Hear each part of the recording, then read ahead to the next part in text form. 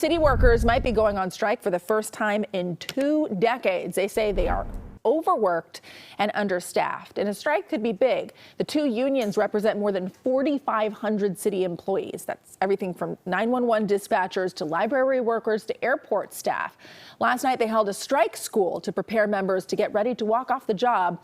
José Martínez has a closer look at what they're asking for. Yeah, I'm here at Happy Hollow Park and Zoo in San Jose. This is one of the many city agencies and departments that could potentially receive the impact of a workers' strike within the next few weeks. We are talking about more than 4,000 city employees asking for a raise. It's a feeling shared by many San Jose city employees like Rachel Atkins these days. It's been beyond frustrating to hear the same rhetoric over and over and over again. That turning around and saying, on one hand, we're a very valuable part of this city, and on the other hand, not giving us the means to be able to live anywhere near San Jose.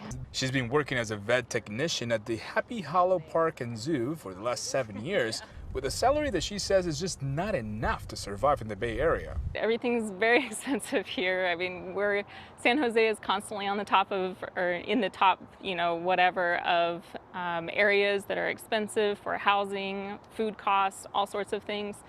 Me personally, I have to depend on somebody else. And she's not alone. She's one of the more than 4,000 city employees about to go on a strike if their unions can't get an agreement with the city regarding a contract that expired on June 30th.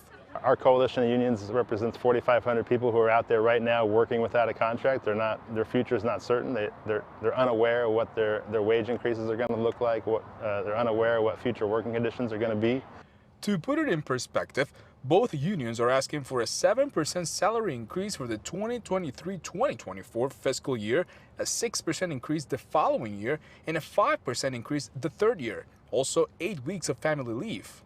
But the city says they can do 5% the first year, 4% in the second year, and 3% in the third year.